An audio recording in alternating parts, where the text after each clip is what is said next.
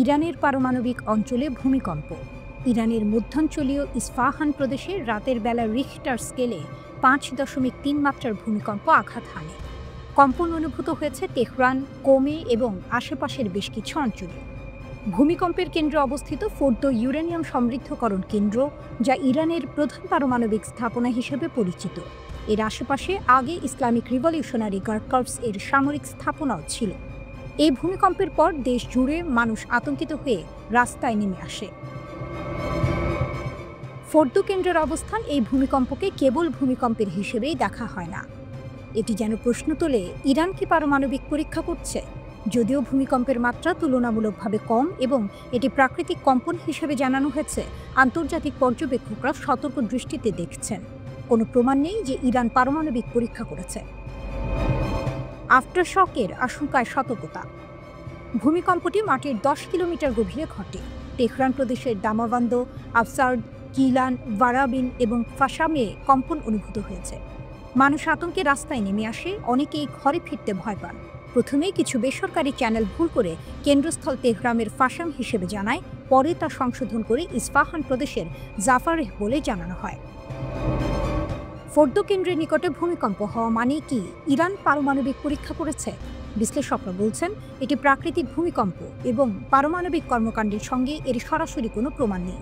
তবে আন্তর্জাতিক পর্যবেক্ষকরা নজর রাখছে, কারণ ফোর্দো ইউরেনিয়াম সমৃদ্ধকরণ কেন্দ্র ইরানের পারমাণবিক ক্ষমতার কেন্দ্রবিন্দু। ভূমিকম্পের কম্পন এখানে কিছু প্রযুক্তিগত ঝুঁকি সৃষ্টি করতে পারে, কিন্তু এখন পর্যন্ত কোনো পরীক্ষা বা শক্তিশালী আঘাতের চিহ্ন পাওয়া যায়নি। এর আগে গত জুনে ইসরায়েলের সঙ্গে পাল্টা হামলার মধ্যেই ইরানের উত্তরাঞ্চলে একটি মাঝারি মাত্রার ভূমিকম্প আঘাত হানে। যুক্তরাষ্ট্রের ভূতাত্ত্বিক জরিপ সংস্থা USGS জানায়, সেমনান শহরের দক্ষিণ পশ্চিমাঞ্চলে 5.1 মাত্রার ভূমিকম্প অনুভূত হয়। ভূপৃষ্ঠ থেকে এর গভীরতা ছিল 10 কিলোমিটার। ভূমিকম্পের উৎপত্তি স্থল ছিল সেমনান শহর, যা রাজধানী তেহরান থেকে প্রায় 145 মাইল পূর্বে অবস্থিত। ভূমিকম্পটি রাজধানী তেহরান পর্যন্ত অনুভূত হয়েছে বলে জানিয়েছে স্থানীয় সংবাদ মাধ্যমগুলো। ভূমিকম্পটি ইরানের কোম প্রদেশে অবস্থিত গুরুত্বপূর্ণ ফোর্দো পারমাণবিক স্থাপনার কাছাকাছি সংঘটিত হয়, যা ভূমিকম্পটির গুরুত্ব আরও বাড়িয়ে দিয়েছে। সামাজিক যোগাযোগ মাধ্যমে এই ভূমিকম্প ঘিরে নানা গুজব ছড়ায়। এক ইরানি ব্লগার তার টেলিগ্রাম চ্যানেলে সে সময় দাবি করেন, Islamic Revolutionary Guard Corps IRGC হয়তো কোনো পরীক্ষা চালাচ্ছিল, যার ফলে ভূকম্পন হয়েছে। তবে এই দাবি এখনও পর্যন্ত নির্ভরযোগ্য কোনো সূত্রে নিশ্চিত হয়নি। তবে ইরানের প্রধান গণমাধ্যমগুলো ভূমিকম্পের খবর দিলেও পরীক্ষা নিয়ে কিছু জানায়নি। বিভিন্ন সংবাদ মাধ্যম কেউ 5.2 মাত্রা, কেউ বা 5.5 মাত্রার ভূমিকম্প হয়েছে বলে উল্লেখ করে। সে সময়ে প্রশ্ন উঠেছিল, সত্যিই কি ইরান ভূকম্পনের কারণ গোপন পারমাণবিক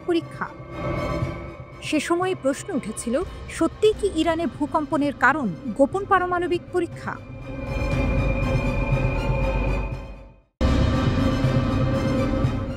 গোপন সামরিক ঘাঁটি আর মিশরের হুঁশিয়ারি। ইসরায়েল ঘিরে শঙ্কার মেঘ। ইসরায়েলের সীমান্তে হঠাৎই উঠেছে এক ঝড়। খবর ছড়িয়ে পড়েছে, মিশর নাকি গোপনে তৈরি করছে সামরিক ঘাঁটি, প্রসারিত করছে ইয়ার্ড স্ট্রিপ, মাটির নিচে বানাচ্ছে রহস্যময় অবকাঠামো।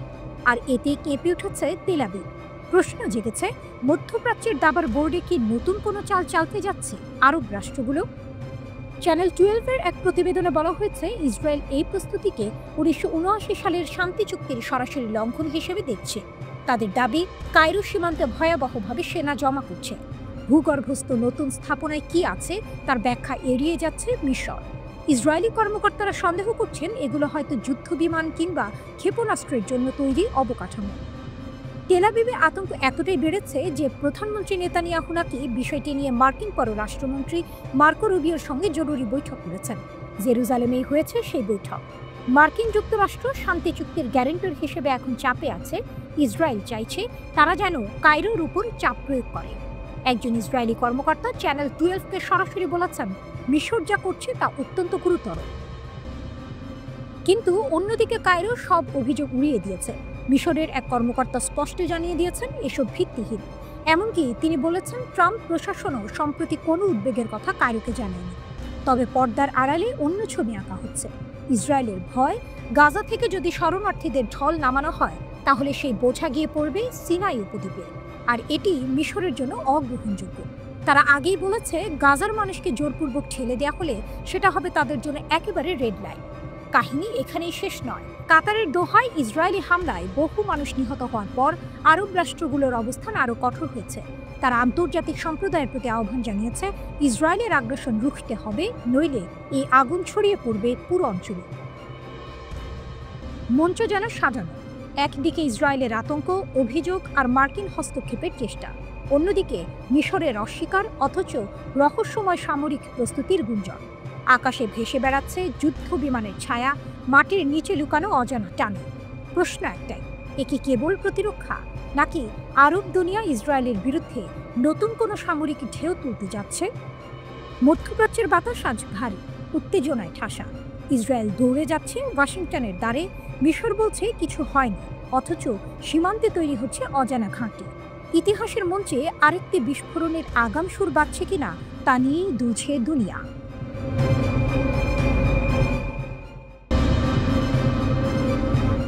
যুদ্ধের ছায়া। গাজার সীমান্তে মিশরের অগ্নিঝরা হুঁশিয়ারি। গাজার আকাশে এখনো ধোঁয়া, রাস্তায় নীরবতা। এমন এক সময়েই প্রতিবেশী মিশর হঠাৎই তুলেছে তলোয়ার। সীমান্তে গর্জে উঠছে সামরিক প্রস্তুতির ঢাক। প্রশ্ন একটাই, ইসরায়েল কি এবার আরব দানবকে জাগিয়ে তুলল? ইসরায়েলের গোপন পরিকল্পনা নিয়ে কায়রোতে চলছে অস্থিরতা। শোনা যাচ্ছে তেল আবিব গাজাবাসীদের দমিয়ে দক্ষিণে ঠেলে দিতে চাইছে। সেই দক্ষিণ মানে মিশরের সিনাই। আর এখানেই মিশরের রক্ত গরম হয়ে উঠেছে। কায়রো সাফ জানিয়ে দিয়েছে, গাজার মানুষের জোরপূর্বক স্থানান্তর একটি রেড লাইন। এই লাইন পেরোলে মিশরের তরবারি নামবে ঝলসে দেয়া বজ্রের মতো। হিজবুল্লাহ ঘনিষ্ঠ লেবানিজ দৈনিক আল আখবার রিপোর্ট করেছে, মিশর শুধু কথা বলছে না, সৈন্য, অস্ত্র আর যুদ্ধ বিমান তৈরি রাখা হয়েছে। সংকট বাড়লে সীমান্তে দ্বিগুণ সেনা মোতায়েন হবে। সিনাইয়ের আকাশে ভেসে উঠবে যুদ্ধ বিমান। প্রস্তুতির প্রতিটি ধাপে যেন ইসরায়েলকে বলা হচ্ছে, থেমে যাও, নয়তো আসবে ঝড়। একজন মিশরীয় সামরিক কর্মকর্তা আল আখবারকে জানিয়েছেন, নির্দেশ স্পষ্ট, ফিলিস্তিনিদের দিকে গুলি নয়। এর মানে মিশরের অস্ত্র শত্রু নয়, মানবতার পাশে দাঁড়াতে প্রস্তুত। তবে একই সঙ্গে তিনি সতর্ক করেছেন, যদি গাজাবাসীদের তাড়ানোর চেষ্টা হয়, প্রতিক্রিয়া আসবে মানবিক আইন মেনে, কিন্তু বজ্রাঘাতের মতো কঠোর। ইসরায়েলও নিশ্চুপ নেই। সিনাই উপদ্বীপে মিশরের সামরিক তৎপরতা দেখে আতঙ্ক চেপে ধরেছে তেল আবিবকে।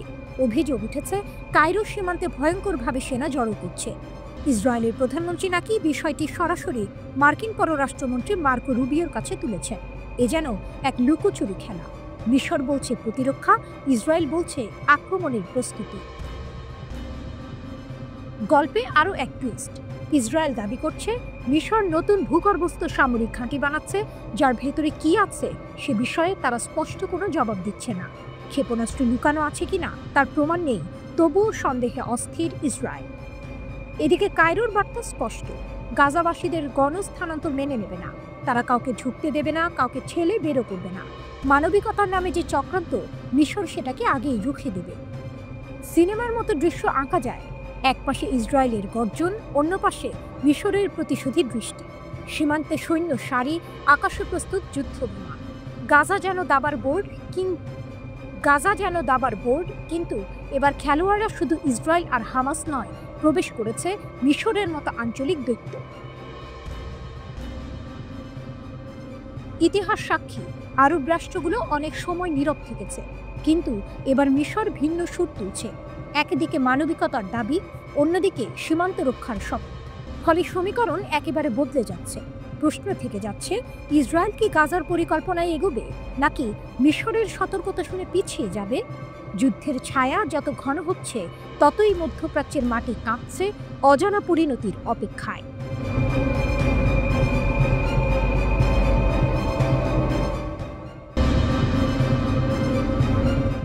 সর্বাত্মক যুদ্ধের কিনারায় তুরস্ক ও ইসরায়েল। ফিলিস্তিনের গাজা, লেবানন, ইরান, ইয়েমেনে ধারাবাহিকভাবে হামলার পর সম্প্রতি কাতারে ইসরায়েলের বিমান হামলার পর আঙ্কারায় উদ্বেগ বাড়ছে। তেল আবিবের আঞ্চলিক উচ্চাকাঙ্ক্ষা নিয়ে এখন তুরস্কও রয়েছে সতর্ক অবস্থানে। ইসরায়েলি একাডেমিক ও রাজনৈতিক বিশ্লেষক মেইর মাসরি সামাজিক যোগাযোগ মাধ্যমে লিখেন, আজ কাতার, কাল তুরস্ক। এর জবাবে তুর্কি প্রেসিডেন্ট রিসেপ তাইয়েপ এরদোয়ানের একজন উপদেষ্টা তীব্র প্রতিক্রিয়া জানিয়ে বলেন, ইসরায়েল যদি তুরস্কের উপর হামলার চিন্তা করে, তাহলে দেশটির জন্য ভয়াবহ শাস্তি অপেক্ষা করছে। ভূমধ্য সাগরের বাতাসে বারুদের গন্ধ। সীমান্তের ওপারে দাঁড়িয়ে আছে ইসরায়েল, আর অপর প্রান্তে প্রস্তুত তুরস্ক। ইতিহাস যেন আরেকবার নতুন করে লিখতে চাইছে। ইসরায়েল সম্প্রতি সাইপ্রাসে পাঠিয়েছে ভয়ঙ্কর বারাক MX প্রতিরক্ষা ব্যবস্থা। লিমসলের বন্দরে দেখা গেছে চালানের ভাণ্ডার, যেখানে রাখা এই সিস্টেমের যন্ত্রাংশ। এই প্রযুক্তি 150 কিলোমিটার দূরের যে কোনো লক্ষ্যবস্তু ধ্বংস করতে সক্ষম। এর সাথে যুক্ত হয়েছে উন্নত নজরদারি ও গোয়েন্দা তথ্য সংগ্রহের ক্ষমতা। বিশ্লেষকদের মতে শুধু সাইপ্রাস নয়, পুরো পূর্ব ভূমধ্যসাগরে এটি তুরস্কের বিমান ও স্থলবাহিনীর জন্য এক বড় হুমকি হয়ে দাঁড়াতে পারে। কিন্তু টুইস্ট এখানে, আঙ্কারা আজকের তুরস্ক আর আগের মতো দুর্বল নেই। তারা উত্তর সাইপ্রাসে স্থাপন করেছে শক্তিশালী ড্রোন ঘাঁটি।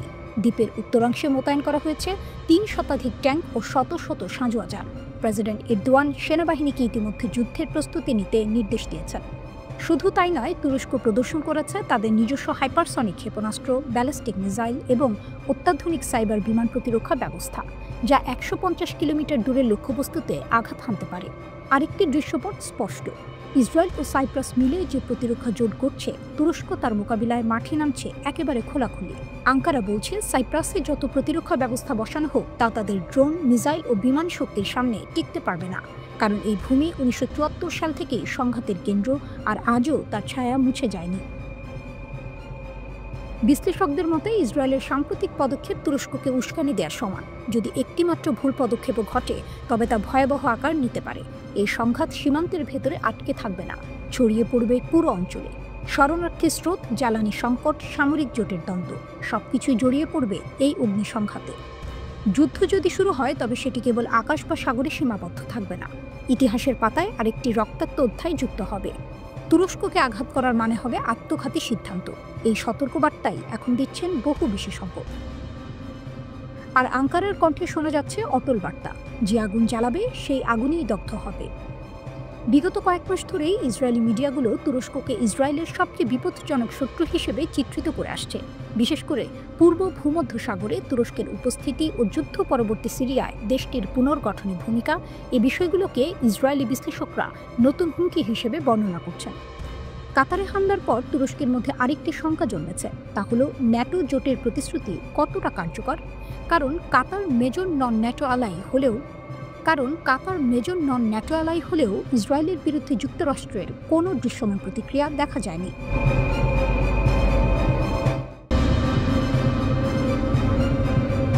সিনাই মরুভূমিতে গর্জে উঠল চীনা ক্ষেপণাস্ত্র, মিশরের সতর্কবার্তা ইসরায়েলকে। মরুভূমির উত্তপ্ত বাতাসে হঠাৎই ভেসে উঠেছে গর্জন। না, এটা কোনো প্রাকৃতিক ঝড় নয়। সিনাই উপদ্বীপে এবার নাকি দাঁড়িয়ে গেছে চীনের তৈরি ভয়ঙ্কর HQ-9B ক্ষেপণাস্ত্র প্রতিরক্ষা ব্যবস্থা। মধ্যপ্রাচ্যের আকাশে নতুন করে যেন যুদ্ধের মেঘ জমে উঠছে, আর সেই ঝড়ের কেন্দ্রে আজ মিশর। ইসরায়েল যখন গাজায় নতুন করে স্থল অভিযান শুরু করেছে, ঠিক তখনই আঞ্চলিক গণমাধ্যমে ছড়িয়ে পড়েছে খবর মিশর মোতায়েন করেছে এই HQ-9B সিস্টেম। যদিও খবরটি স্বাধীনভাবে যাচাই করা যায়নি, তবে সত্যি হলে এর প্রতীকী অর্থই সবচেয়ে বড়। 1967 সালের 6 দিনের যুদ্ধ মনে করিয়ে দেয় এই পদক্ষেপ, যখন ইসরায়েল দখল করেছিল সিনাই, পশ্চিম তীর ও গোলান মালভূমি। পরে 1979 সালের শান্তি চুক্তির মাধ্যমে সিনাই ফেরত পায় মিশর। সেই চুক্তিতে ভারী সামরিক উপস্থিতি সীমিত রাখা হয়েছিল। তাই এবার মিশরের এই পদক্ষেপ শুধু প্রতিরক্ষা নয়, বরং ইতিহাসের পাতায় নতুন এক মোড়। টুইস্ট লুকিয়ে আছে কূটনীতিতে। মিশরের পররাষ্ট্রমন্ত্রী বদর আব্দুল আফতি স্পষ্ট হুঁশিয়ারি দিয়েছিলেন, গাজা থেকে যদি জোর করে মানুষকে সিনাইতে ঠেলে দেওয়া হয়, তবে সেটাই হবে মিশরের নিরাপত্তার জন্য রেড লাইন। আর সেই সতর্কবার্তার পরপরই HQ-9B মোতায়েনের খবর প্রকাশ্যে আসে। এটি নিছক কাকতালীয় নয়, বরং স্পষ্ট এক সংকেত। ইসরায়েলের সাম্প্রতিক হামলা কাতারের ওপর শুধু আন্তর্জাতিক আইন ভঙ্গই করেনি, বরং মিশরকে ভাবিয়েছে ভবিষ্যৎ নিয়েও। প্রেসিডেন্ট আবদেল ফাত্তাহ আল-সিসি বলেছেন, ইসরায়েলের এই অযাচিত আচরণ শান্তি চুক্তিগুলোকে ভেঙে ফেলছে, আর এর পরিণতি হবে ভয়াবহ। HQ-9B কিন্তু কোনো সাধারণ অস্ত্র নয়। এটি একসঙ্গে 8 থেকে 10টি লক্ষ্যবস্তু ধ্বংস করতে পারে। এর পাল্লা 260 কিলোমিটার পর্যন্ত। যুদ্ধ বিমান, ড্রোন, ক্রুজ মিসাইল, এমনকি ব্যালিস্টিক মিসাইলও ধ্বংস করতে সক্ষম এই সিস্টেম। বিশেষজ্ঞরা একে রাশিয়ার S-400 কিংবা আমেরিকার প্যাট্রিয়ট সিস্টেমের সমকক্ষ হিসেবে দেখেন। এখানেই আসল নাটকীয়তা।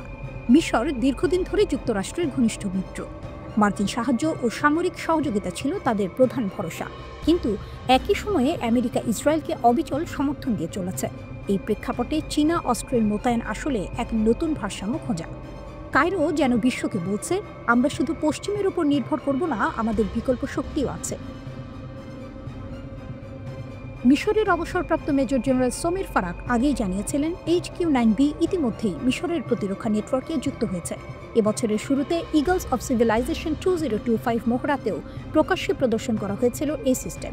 বিশ্লেষকরা বলছেন, এই পদক্ষেপ আসলে সরাসরি বার্তা দিচ্ছে ইসরায়েলকে, সীমান্ত যদি লঙ্ঘন করা হয় তবে প্রতিরোধের জবাব প্রস্তুত আছে। চুক্তি ভঙ্গ না করেও মিশর নিজের শক্তি প্রদর্শন করছে, আর এটি ইসরায়েলের জন্য আসল চাপ। গাজায় যখন রক্ত ঝরছে আর জাতিসংঘ পর্যন্ত গণহত্যার অভিযোগ তুলছে, তখন সিনাই মরুভূমির বুকে দাঁড়িয়ে HQ-9B যেন ঘোষণা করছে, মিশর আর নীরব থাকবে না, আঘাত আসলে প্রতিরোধ আসবে।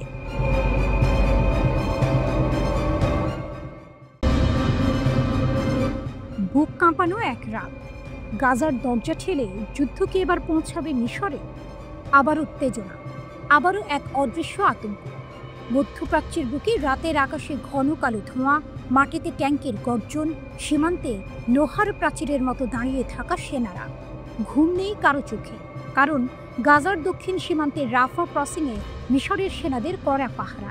এর পেছনে লুকিয়ে আছে এক মহাভয়ঙ্কর শঙ্কা। হঠাৎ করে যদি লাখো ফিলিস্তিনি ভেঙে দেয় সীমান্তের বেড়াজাল, যদি তারা ঝুঁকে পড়ে উত্তর সিনাইয়ের মরুভূমিতে, তখন কি করবে মিশর? অগ্নি পরীক্ষায় কায়রো। 2 বছরেরও বেশি সময় ধরে চলা গাজার যুদ্ধ কেবল ফিলিস্তিনিদের নয়, এবার অগ্নি পরীক্ষায় দাঁড় করিয়েছে কায়রোকেও।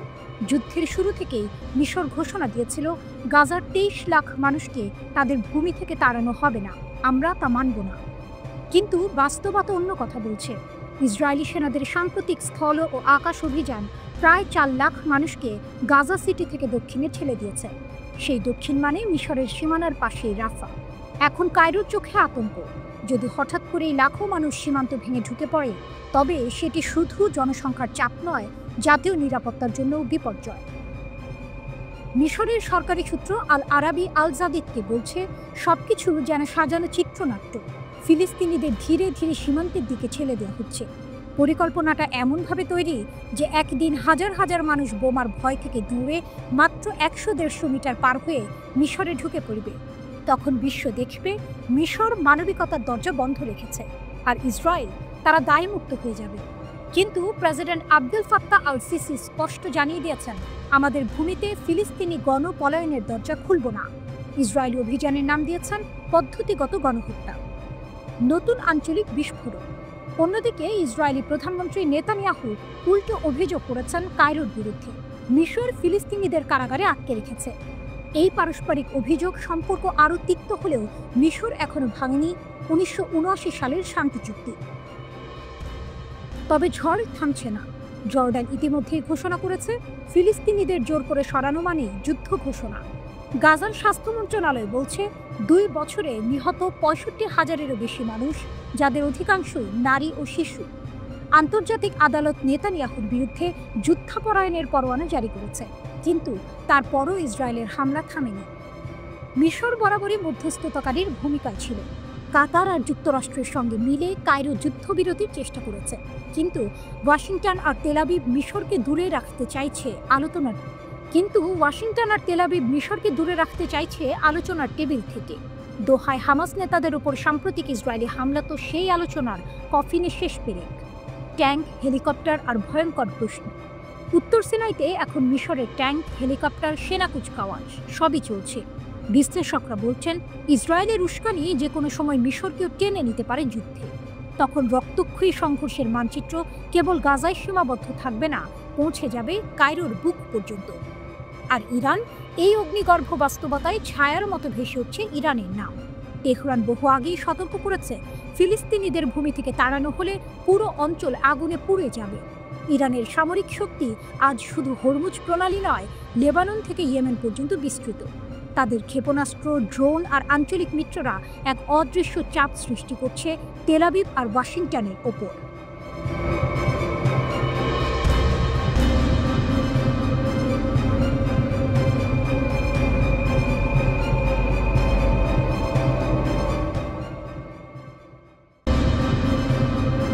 দোহার আকাশে আগুন, মুসলিম বিশ্বের ঘুম ভাঙালো ইসরায়েল। মধ্যপ্রাচ্য যেন আগুনের গোলা। দিনের পর দিন ইসরায়েলের বিমান আর ক্ষেপণাস্ত্র হামলায় দগ্ধ হচ্ছে গাজা। কিন্তু এবার আগুনের আঁচ ছড়িয়ে পড়েছে চারদিকে, লেবানন, সিরিয়া, তিউনিসিয়া, এমনকি ইয়েমেন পর্যন্ত। আর এবার ইসরায়েল এমন এক দেশকে আঘাত করেছে যার সঙ্গে সরাসরি কোনো সংঘাতই ছিল না। সেই দেশটি হলো কাতার। অপ্রত্যাশিত টার্গেট। ধনী, সমৃদ্ধ আর শান্তিপ্রিয় কাতারকে লক্ষ্য করে ইসরায়েলের হামলা যেন তাদের বহুদিনের ভয়েরই প্রতিফলন। মুসলিম জোটের ভয়। গাজা কিংবা লেবাননের মতো যুদ্ধক্ষেত্র নয়, বরং আলোচনার শহর দোহা। হামলা হয়েছে সেই দোহার বুকে। এই আঘাত কেবল কাতারের নয়, কাঁপিয়ে দিয়েছে পুরো আরব দুনিয়াকে। দোহায় জরুরি সম্মেলন। ইসরায়েলের হামলার মাত্র 4 দিন পর দোহায় বসে আরব লীগ ও ইসলামিক সহযোগিতা সংস্থার জরুরি বৈঠক। সম্মেলন পৌঁছে যায় এক ঐতিহাসিক সিদ্ধান্তে।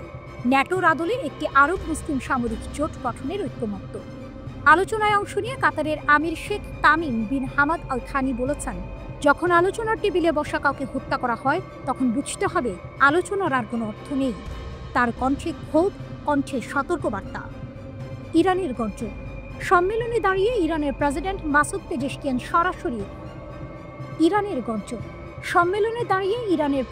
মাসুদ পেজেশকিয়ান সোজাসুজি আঙুল তুললেন যুক্তরাষ্ট্র ও পশ্চিমা মিত্রদের দিকে। তাঁর কণ্ঠে বজ্রধ্বনি। আমেরিকার ছত্রছায়া ছাড়া ইসরায়েল কাতারে হামলার সাহস পেত না। এটি কোনো শক্তি প্রদর্শন নয়, বরং গভীর হতাশার বহিঃপ্রকাশ। তিনি আরও বললেন, এই হামলা আসলে মুসলিম বিশ্বকে জাগিয়ে তুলেছে। গাজা, লেবানন, কাতার, এমনকি ইরানের ধ্বংসস্তূপ থেকেই একদিন জন্ম নেবে নতুন বিশ্ব ব্যবস্থা। ইরানের ভাষণ যেন দোহার আকাশে প্রতিধ্বনি তুলল। পাকিস্তানের প্রস্তাব।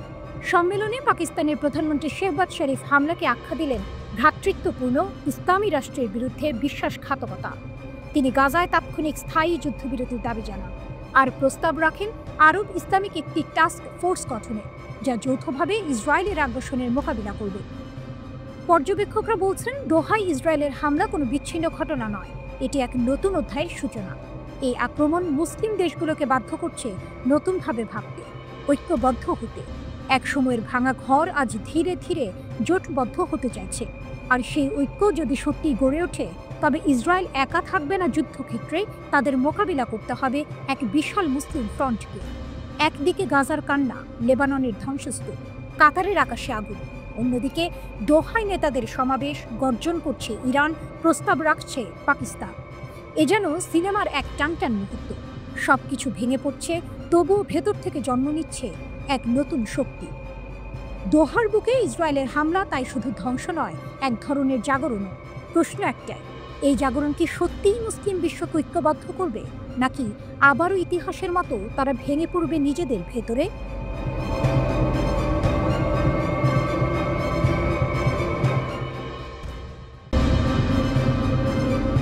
জাতিসংঘের নতুন ঝড়। ইরানকে ঘিরে চীন রাশিয়ার অটল প্রতিরোধ। মঞ্চটা জাতিসংঘ নিরাপত্তা পরিষদ। আলো নিভে আসছে। বিশ্ব রাজনীতির থিয়েটারে এক চূড়ান্ত নাটকের প্রস্তুতি। ইউরোপের 3 দেশ, ফ্রান্স, জার্মানি আর যুক্তরাজ্য, আমেরিকার ইশারায় ইরানের বিরুদ্ধে তুলল স্ন্যাপব্যাক শাস্তির হাতুড়ি। দাবি, ইরান নাকি পারমাণবিক চুক্তি মানছে না, আর সেই অভিযোগেই আবার ফিরিয়ে আনা হচ্ছে পুরনো জাতিসংঘের কঠিন নিষেধাজ্ঞা। কিন্তু ছবিটা একেবারেই সোজা না, কারণ মঞ্চে আছে 2 মহাশক্তি, চীন আর রাশিয়া। দক্ষিণ কোরিয়ার প্রস্তাবিত প্রস্তাবনা ভোটে পড়ল। মাত্র 4 দেশ সমর্থন দিল, চীন, রাশিয়া, পাকিস্তান, আলজেরিয়া। 9 দেশ সরাসরি বিরোধিতা করল, 2 জন রইল নিরপেক্ষ। ফলে প্রস্তাব ভেস্তে গেল। কাগজে কলমে মানে দাঁড়ালো ইরানের উপর নিষেধাজ্ঞা আবার ফিরছে। কিন্তু বাস্তবের খেলা আলাদা, কারণ এই নিষেধাজ্ঞা কার্যকর করতে দরকার কার্যকরী কমিটি, দরকার বিশেষজ্ঞ প্যানেল। আর এখানেই ঢুকে পড়েছে চীন, রাশিয়ার ভেটো শক্তি। রাশিয়ার গর্জন। রুশ রাষ্ট্রদূত মিখাইল উলিয়ানোভ সরাসরি বললেন, এই প্রক্রিয়া ভ্রান্ত, বিপজ্জনক। নিষেধাজ্ঞা চাপালে ফল উল্টে যাবে। রাশিয়ার অবস্থান স্পষ্ট, স্ন্যাপব্যাক কোনো কূটনৈতিক সমাধান নয়, বরং আরও অস্থিরতা ডেকে আনবে। চীনের দৃঢ় অবস্থান। বেইজিংও জানিয়ে দিল, এই পুরো উদ্যোগই রাজনৈতিক, উদ্দেশ্যমূলক। তাদের ভাষায় একতরফা শাস্তি বহুপাক্ষিক কূটনীতিকে ধ্বংস করে। চীনের সংকেত স্পষ্ট, তারা শুধু ভেতরে নয়, বাইরে গিয়েও ইরানের পাশে থাকবে। কমিটি ও প্যানেলের ভান। স্ন্যাপব্যাক কার্যকর করতে পুনরুজ্জীবিত করতে হবে রেজলিউশন 1737 স্যাংশন কমিটি। এই কমিটি ঠিক করবে কোন ব্যক্তি কোন সংস্থা কালো তালিকায় উঠবে, কোন দেশের কাছে রিপোর্ট চাইবে। কিন্তু সমস্যা হলো এই কমিটির প্রতিটি সিদ্ধান্ত সর্বসম্মত হতে হবে। অর্থাৎ রাশিয়া বা চীন একবার আপত্তি তুললেই সবকিছু থেমে যাবে। এর পাশাপাশি দরকার প্যানেল অব এক্সপার্টস। তারা রিপোর্ট দেবে, তদন্ত করবে, প্রমাণ হাজির করবে। রাশিয়া চীন চাইলে এই বিশেষজ্ঞদের নিয়োগই আটকে দিতে পারে, ফলে কাগজে নিষেধাজ্ঞা থাকলেও বাস্তবে কার্যকর হবে না। অর্থনৈতিক প্রতিরোধ। জাতিসংঘের ফাঁকফোকর ছাড়াও আরও আছে শক্তির খেলা। রাশিয়া আর চীন খোলাখুলিভাবে বলছে তারা ইরানের সঙ্গে তেল ব্যবসা চালিয়ে যাবে। ডলার নয়, লেনদেন হবে ইউয়ান, রুবল, এমনকি ক্রিপ্টোকারেন্সিতে। চীনের নিজস্ব ব্যাংকিং নেটওয়ার্ক CIPS, রাশিয়ার বিকল্প SPFS, এগুলো SWIFT এর বাইরে নতুন আর্থিক রাস্তা খুলে দিচ্ছে ইরানের জন্য। ফলাফল, পশ্চিমা নিষেধাজ্ঞা কাগজে থাকবে, কিন্তু তেহরানের বাজারে তেল গ্যাস চলবে নিজের ছন্দে। একদিকে আমেরিকা ও ইউরোপ ভাবছে শাস্তির ভারে নত হবে ইরান, অন্যদিকে তেহরান দাঁড়িয়ে আছে বেইজিং আর মস্কোর অটল ঢালে। এ যেন দাবার বোর্ডে হঠাৎ উল্টে যাওয়া চাল, যেখানে কালো ঘুঁটির মতো ইরানকে কোণঠাসা করতে গিয়েই সাদা ঘুঁটি ভেসে যাচ্ছে দুই মহাশক্তির প্রতিরোধে। প্রশ্ন একটাই, এই স্ন্যাপব্যাক কি সত্যি ইরানকে ভাঙবে, নাকি চীন রাশিয়ার শক্তি মিলেই আবার নতুন করে গড়ে তুলবে এক বিকল্প বিশ্ব ব্যবস্থা?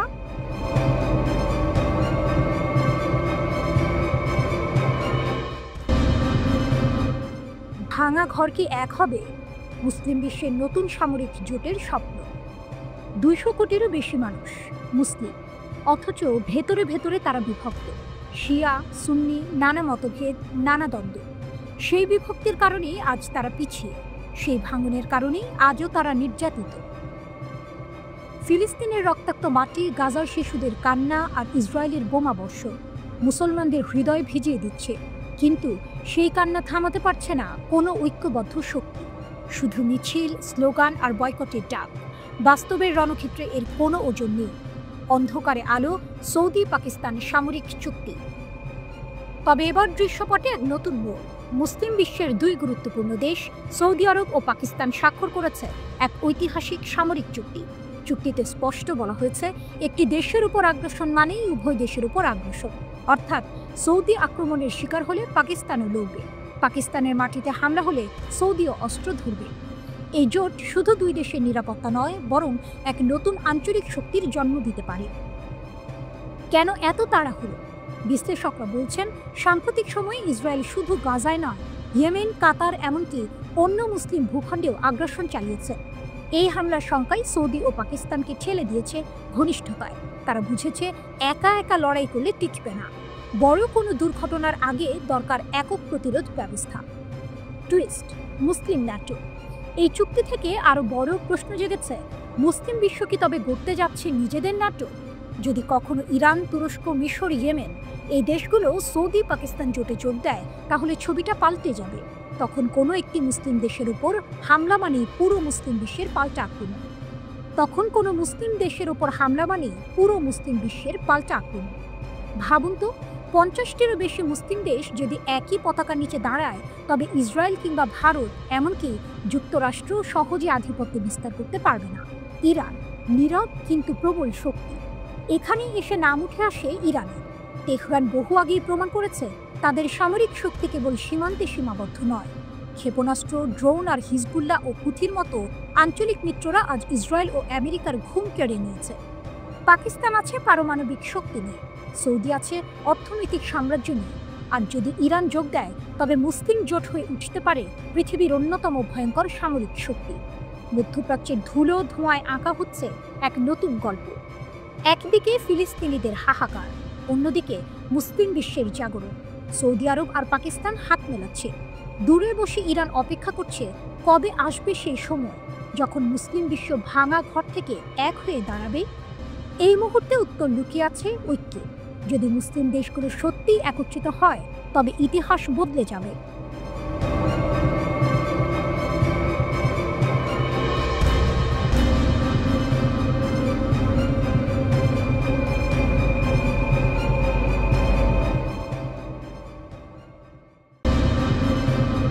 আতঙ্কে ইসরায়েলের ইতিহাসের ক্যালেন্ডারে এই দিনটি লিখে রাখা যাবে, সবচেয়ে ভয়ঙ্কর 24 ঘন্টা। হঠাৎই যেন মৃত্যু নেমে এলো গাজার রাফা থেকে শুরু করে পশ্চিম তীর জর্ডান সীমান্ত পর্যন্ত। দক্ষিণ গাজার রাফা। ভোরের আধারে অগ্রসর হচ্ছিল ইসরায়েলি বাহিনী। সামনে হামাস পেতে রেখেছিল নীরব মৃত্যু ফাঁদ। মুহূর্তেই বিস্ফোরিত হলো রোড সাইড বোমা। ছিন্ন ভিন্ন হলো আইডিএফের হ্যান্ডি। জ্বলে উঠল আগুন, আর সেখানেই শেষ হলো 4 সেনার জীবন। তাদের মধ্যে একজন অফিসার, 3 জন সৈনিক। সবাই ছিলেন সম্মানিত প্যারাট্রুপার, গলানি কমান্ডো আর কিংবদন্তি সাইরেদ মাক্কাল ইউনিটের সদস্য। আরও 3 জন গুরুতর আহত, একজন মৃত্যুর সঙ্গে লড়ছেন। আইডিএফের বিবৃতিতে বলা হলো, রাফা এলাকায় ডেকাল ব্যাটালিয়নের অভিযানকালে 4 সেনা শহীদ হয়েছেন। তারা অফিসার প্রশিক্ষণ স্কুলের সদস্য ছিলেন। দৃশ্যটি ছিল ভয়ঙ্কর। পথ পরিষ্কার করছিল এক আর্মার্ড বুলডোজার, কিন্তু বিস্ফোরণে মুহূর্তেই ছিন্ন ভিন্ন হলো হ্যামভি। এটি ছিল গত 10 দিনে গাজায় প্রথম বড় ক্ষয়ক্ষতি। তবু ইসরায়েলি বাহিনী জানালো, অভিযান থামবে না। রাফার জেনিনা এলাকায় হামাসের ঘাঁটি ধ্বংস করতে তাদের অগ্রযাত্রা চলবে। আইডিএফ প্রধানের দাবি, হামাস বড় পরাজয়ের মুখে। যুদ্ধের সমাপ্তি ঘনিয়ে এসেছে। গিডিয়নের রথ অভিযানে লক্ষ্য হল জিম্মিদের মুক্তি আর হামাস শাসনের পতন। একই দিনে আরেক মঞ্চে ঘটল ভয়ঙ্কর নাটক। পশ্চিম তীর জর্ডান সীমান্তের অ্যালেনবি ক্রসিং। একজন ট্রাক চালক, যিনি গত 3 মাস ধরে গাজার উদ্দেশ্যে সাহায্য পৌঁছে দিচ্ছিলেন, হঠাৎ পরিণত হলেন আত্মায়ীতে। প্রবেশপথে পৌঁছে হঠাৎই গুলি চালালেন তিনি। গুলি আটকে গেলে বের করলেন ছুরি। শুরু হলো ছুরিকাঘাত। মুহূর্তেই লুটিয়ে পড়লেন 2 ইসরায়েলি সেনা। পরে গুলিতে নিহত হন সেই চালক। ইসরায়েলি সেনাবাহিনী জানালো, একজন সন্ত্রাসী এলএনবি ক্রসিংয়ে ট্রাক নিয়ে প্রবেশ করে গুলি চালিয়েছে। 2 জন নিহত হয়েছেন। ঘটনার পর জর্ডান বলেছে, এটি মানবিক সাহায্য মিশনের জন্য হুমকি। তারা তদন্ত শুরু করেছে। অন্যদিকে ইসরায়েল সঙ্গে সঙ্গে জর্ডান থেকে সাহায্য প্রবেশ বন্ধ করে দিয়েছে। নতুন করে কঠোর নিরাপত্তা যাচাই ছাড়া আর কোনো মানবিক সাহায্য ঢুকবে না। এই ক্রসিং আগেও রক্ত দেখেছে। গত বছর এখানেই জর্ডানীয় এক হামলাকারী 3 ইসরায়েলিকে হত্যা করেছিল। এবারও যেন ইতিহাস পুনরাবৃত্তি হলো। একদিনে 2 মঞ্চ, গাজার রাফা আর পশ্চিম তীরের সীমান্ত। মোট 6 সেনা প্রাণ হারালো। এক পাশে বোমার দহনে পুড়ল, অন্য পাশে ছুরিকাঘাত। আইডিএফের দাবি, শেষ বিজয় ঘনিয়ে এসেছে। কিন্তু প্রশ্ন রয়ে গেল, যদি বিজয় এতই ঘনিয়ে আসে, তবে কেন প্রতিদিনই সেনা হারাচ্ছে তারা?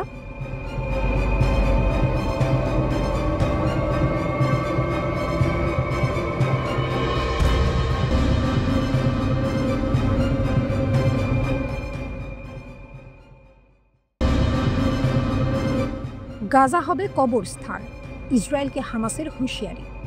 গাজা সিটির আকাশে ধোঁয়া, রাস্তায় গর্জে ওঠা ট্যাঙ্কের শব্দ। কিন্তু এই যুদ্ধক্ষেত্রে দাঁড়িয়ে হামাস স্পষ্ট জানিয়ে দিল, গাজা হবে তোমাদের কবরস্থান। হামাসের সতর্কবার্তা। হামাসের সশস্ত্র শাখা আল কাসাম ব্রিগেড হিব্রু ভাষায় বিবৃতি দিয়ে বলেছে, ইসরায়েল যদি গাজা সিটিতে আরও অগ্রসর হয়, তবে এর মূল্য হবে ভয়াবহ। বন্দীদের ভাগ্য সরাসরি নির্ভর করছে ইসরায়েলের সামরিক পদক্ষেপের ওপর। যোদ্ধারা ইতিমধ্যেই পাড়া মহল্লায় অবস্থান নিয়েছে, মুখোমুখি সংঘর্ষের জন্য প্রস্তুত। এ যেন যুদ্ধক্ষেত্রের ভেতর থেকে আসা মৃত্যুর অঙ্গীকার। 6 সৈন্যের মৃত্যু যুদ্ধের গতি পাল্টে দিল। 18 সেপ্টেম্বর আলাদা ঘটনায় নিহত হল 6 ইসরায়েলি সৈন্য। দক্ষিণ গাজার রাফাতে 4 জন মারা গেলেন বুলডোজার এগোনোর সময় রাস্তার পাশে বোমা বিস্ফোরণে। পশ্চিম তীরের একটি সীমান্ত ক্রসিংয়ে জর্ডানের এক বাসিন্দা গুলি চালিয়ে হত্যা করল আরও 2 সৈন্যকে। এ যেন ইসরায়েলের আক্রমণের মাঝেই একের পর এক টুইস্ট। গাজায় আগুনের বৃষ্টি। ইসরায়েলি বিমান হামলায় 33 জনের মরদেহ একসাথে পৌঁছালো আল শিফা হাসপাতালে। ফোন, ইন্টারনেট বন্ধ, মানুষ অন্ধকারে বন্দী। ইসরায়েলের সেনারা ট্যাঙ্ক নিয়ে শহরের কেন্দ্রে ঢুকছে, কিন্তু প্রতিটি গলি যেন এক একটা ফাঁদ। রাফার ধ্বংসস্তূপে লুকানো প্রতিরোধ। সামরিক সংবাদদাতা আভি আশকেনাজি স্বীকার করেছেন, রাফা দখল করার দাবি 2 বার করা হলেও হামাস এখনও ভেতরে সক্রিয়। তারা ধ্বংসস্তূপকে যুদ্ধক্ষেত্রে পরিণত করেছে। 3টি পৃথক গুলিযুদ্ধ, এক মারাত্মক রাস্তার বোমা হামলা, সব মিলিয়ে ইসরায়েলের অপ্রতিরোধ শক্তিকে বারবার আঘাত করছে গেরিলা কৌশল। অক্টোবর থেকে বদলে যাওয়া যুদ্ধ। 2023 সালের অক্টোবর থেকে শুরু হওয়া যুদ্ধের চিত্র ভিন্ন। হামাস চালিয়েছে হঠাৎ আক্রমণ, অপারেশন আল আকসা স্টর্ম। ইসরায়েলের শত শত ট্যাঙ্ক, ড্রোন, সাঁজোয়া যান ধ্বংস হয়েছে। সুড়ঙ্গ নেটওয়ার্ক, অ্যাম্বুশ আর বিস্ফোরক দিয়ে হামাস বদলে দিয়েছে যুদ্ধের নিয়ম। বিশ্লেষকরা বলছেন, ইসরায়েল এখন এমন এক ব্যয়বহুল যুদ্ধে আটকে গেছে, যার শেষ নেই, নিশ্চিত জয় নেই। ইসরায়েলের ট্যাঙ্ক যখন গাজার রাস্তায় ঢোকে তখন ভেতর থেকে লুকানো প্রতিরোধকারীরা উঠে আসে ছায়ার মতো। বিস্ফোরণ কাঁপিয়ে দেয় ধ্বংসস্তূপ, ধোঁয়ার ভেতর মিলিয়ে যায় যোদ্ধারা। গাজার মানুষ হয়তো ঘর হারাচ্ছে, পরিবার হারাচ্ছে, কিন্তু প্রতিরোধ থামছে না। প্রতিটি ধ্বংসস্তূপ থেকে যেন আবারও জন্ম নিচ্ছে নতুন যোদ্ধা। হামাস শেষ অস্ত্র পর্যন্ত লড়বে, আত্মসমর্পণ করবে না। এই ঘোষণার ভিতরে লুকিয়ে আছে যুদ্ধের আসল টুইস্ট। ইসরায়েল চাইলেও গাজাকে ধ্বংস করে দিতে পারছে না, বরং গাজাই তার কবরস্থানে পরিণত হওয়ার হুমকি দিচ্ছে। এই লড়াই কোথায় গিয়ে থামবে? শান্তির টেবিলে, নাকি গাজার ভাঙা ইট পাথরের ভেতরেই শুরু হবে নতুন এক ইতিহাস? এটাই গাজার যুদ্ধ, যেখানে প্রতিটি গলি এক যুদ্ধক্ষেত্র, আর প্রতিটি সৈন্য জানে সামনে হয়তো অপেক্ষা করছে কবরস্থান।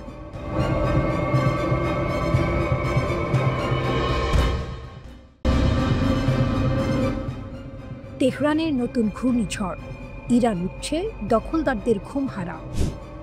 যুদ্ধ শেষ হয়েছে কয়েক মাস আগে, কিন্তু তার প্রতিধ্বনি এখনো বাজছে তেহরানের আকাশে। ইসরায়েলের সঙ্গে সেই ভয়ঙ্কর সংঘর্ষের পর থেকে ইরান যেন নতুন করে জন্ম নিয়েছে। অতীতের ক্ষতকে শক্তিতে রূপান্তরিত করে তারা এখন দাঁড়িয়েছে আগের চেয়ে আরও শক্তিশালী, আরও ভয়ঙ্কর। ইরানের রাস্তায় এখন গর্জে উঠছে সামরিক কুচকাওয়াজ, ক্ষেপণাস্ত্রের ধাতব ঝলক, আকাশ প্রতিরক্ষার নতুন নকশা, আর মোহরার শব্দ যেন ঘোষণা করছে এবার ইরান প্রস্তুত। Major general Abdur Rahim Musavi, ইরানের সশস্ত্র বাহিনীর প্রধান, বুধবার তেহরানে দাঁড়িয়ে এক সতর্কবার্তা দিলেন। তার কণ্ঠ ছিল দৃঢ়, চোখে আগুন। আমাদের প্রতিরক্ষা এখন যুদ্ধ প্রস্তুতির পর্যায়ে পৌঁছেছে। শত্রুরা ভুলেও ইরানের দিকে তাকাতে সাহস পাচ্ছে না। আমেরিকা বা ইসরায়েল কেউই এবার আক্রমণ করার চিন্তা করুক না। এ যেন এক নতুন ইরানের আগমনী সুর, অতীতের ক্ষত বর্তমানের আগুন। 1980 সালে ইরাক ভেবেছিল সহজেই ইরানকে হাঁটু গাড়াতে বাধ্য করবে। সাদ্দাম হোসেনের সেই স্বপ্ন 8 বছরের রক্তক্ষয়ী যুদ্ধে ভেঙে চূর্ণ হয়েছিল। ইরান প্রমাণ করেছিল তাদের মাটি জয় করা যায় না। আর গত জুনের ঘটনাই বা ভুলে যায় কিভাবে? ইসরায়েল যখন হঠাৎ হামলা চালিয়ে ইরানের পরমাণু কর্মসূচি ধ্বংস করতে চেয়েছিল, তখন তেহরান জবাব দিয়েছিল ক্ষেপণাস্ত্রের বৃষ্টি দিয়ে। শুধু ইসরায়েলই নয়, আমেরিকা যখন পাশে দাঁড়িয়েছিল, তখন তাদের ঘাঁটিও পরিণত হয়েছিল ধ্বংসস্তূপে। শেষমেশ যুদ্ধবিরতিতে ফিরতে বাধ্য হয়েছিল দুই দখলদার শক্তি। নতুন দুর্গ, নতুন হুঁশিয়ারি। এখন ইরান শুধু প্রস্তুত নয়, বরং আগের যে কোনো সময়ের চেয়ে অনেক বেশি আত্মবিশ্বাসী। তাদের প্রতিরক্ষা খাত নতুন করে সাজানো হয়েছে। আকাশ প্রতিরক্ষার ঢাল এতটাই মজবুত যে শত্রুপক্ষ এখন আক্রমণের আগে শতবার ভাববে। ক্ষেপণাস্ত্র ভাণ্ডার এতটাই সমৃদ্ধ যে আকাশে উঠে শত্রুর বিমান নামানো শুধু সময়ের ব্যাপার। মুসাভি গর্জে উঠলেন, আমাদের সশস্ত্র বাহিনী দেশের স্বাধীনতা, নিরাপত্তা ও সীমান্ত রক্ষায় পুরোপুরি প্রস্তুত। এবার যে কোনো আগ্রাসনের জবাব আমরা দ্বিগুণ শক্তিতে দেব। ইরানের জাগরণ, দখলদারদের আতঙ্ক। ইসরায়েল ও আমেরিকা ভেবেছিল ইরানকে থামিয়ে দেওয়া যাবে, কিন্তু বাস্তব এখন উল্টো। তেহরান জেগে উঠেছে, আরও শক্তিশালী, আরও ভয়ঙ্কর। আকাশে ড্রোন, মাটিতে ক্ষেপণাস্ত্র, সীমান্তে সেনাদের পদশব্দ, সবকিছু মিলে যেন ঘোষণা করছে নতুন এক যুগের সূচনা। বর্তমানে ইরান শুধু একটি দেশ নয়, বরং এক দুর্গ, যেখানে প্রতিটি ইট বসানো আছে প্রতিরোধের ইতিহাস দিয়ে। প্রশ্ন এখন একটাই, কে সেই বোকা যে আবার আগ্রাসনের দুঃসাহস দেখাবে?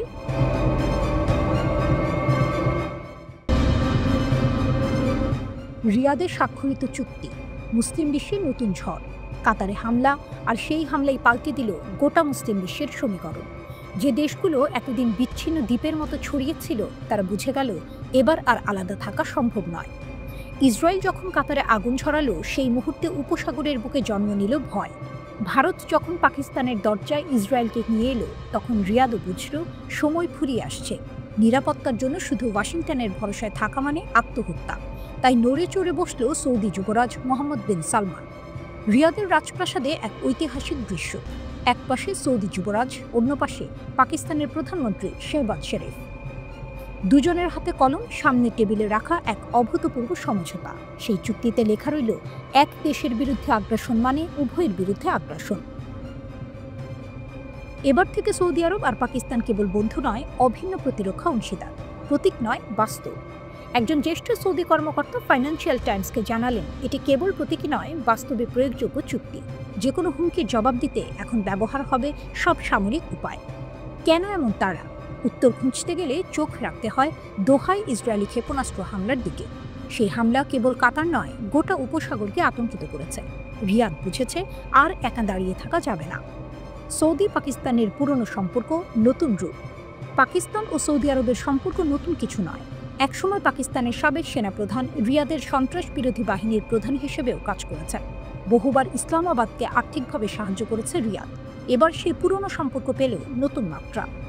শেহবাজ শরীফ হাসিমুখে বললেন, এটি শুধু প্রতিরক্ষার চুক্তি নয়, এটি ভ্রাতৃত্বের প্রমাণ। পাকিস্তানের ভেতর উচ্ছ্বাস। বিশ্লেষকদের মতে এই চুক্তি পাকিস্তানের আন্তর্জাতিক অবস্থান শক্তিশালী করবে। বিশেষ করে সীমান্তে ভারতের সঙ্গে টানটান উত্তেজনার সময় এটি ইসলামাবাদের জন্য বাড়তি ঝাল। ইরানের ছায়া, শক্তির অন্য নাম। কিন্তু এই ছবির ভেতরে লুকিয়ে আছে আরেক গল্প। মধ্যপ্রাচ্যের প্রকৃত শক্তি প্রদর্শন করেছে ইরান। গত জুনে ইসরায়েল হঠাৎ হামলা চালিয়েছিল ইরানের পরমাণু কর্মসূচিতে, কিন্তু ইরান পাল্টা জবাব দিয়েছিল ভয়ঙ্কর ক্ষেপণাস্ত্র বৃষ্টিতে। শুধু ইসরায়েল নয়, আমেরিকার ঘাঁটিও গুঁড়িয়ে দিয়েছিল তারা। শেষ পর্যন্ত বাধ্য হয়ে দুই দখলদার দেশকে যুদ্ধবিরতিতে ফিরতে হয়েছিল। এই স্মৃতি এখনও তাজা। উপসাগরের প্রতিটি প্রাসাদে, প্রতিটি সেনা ঘাঁটিতে ঘুরে বেড়াচ্ছে তেহরানের নাম। সৌদি পাকিস্তানের চুক্তি তাই শুধু ইসরায়েলের বিরুদ্ধে ঝাল নয়, বরং ইরানের শক্তির প্রতিধ্বনিও। এক দখলদারকে রুখে দাঁড়ানোর সাহস দেখিয়েছে ইরান। এবার সেই পথে হাঁটছে রিয়াদ, ইসলামাবাদ। কয়েক বছর আগে সৌদি আরব যখন ওয়াশিংটনের সঙ্গে পারমাণবিক সহযোগিতার চুক্তি নিয়ে কথা বলছিল, তখন গাজায় রক্তপাত থামাতে না পারায় সব আলোচনা থেমে গিয়েছিল। আজ সেই একই রিয়াদ মুখ ফিরিয়েছে পশ্চিম থেকে, হাত বাড়িয়েছে পূর্বের এক মুসলিম শক্তির দিকে। একদিকে ইসরায়েলি আগ্রাসন, অন্যদিকে মার্কিন নীতির টালমাটাল অবস্থা। সব মিলিয়ে রিয়াদ ও ইসলামাবাদের হাত মেলানো হলো এক নতুন অধ্যায়ের সূচনা। সৌদি প্রাসাদের দেয়াল আজ সাক্ষী হলো এক ঘোষণা, আমরা আর একা নই, আমরা একসাথে। কিন্তু আসল প্রশ্ন থেকে যাচ্ছে, এই জোট কি সত্যিই উপসাগরের শান্তি রক্ষা করবে?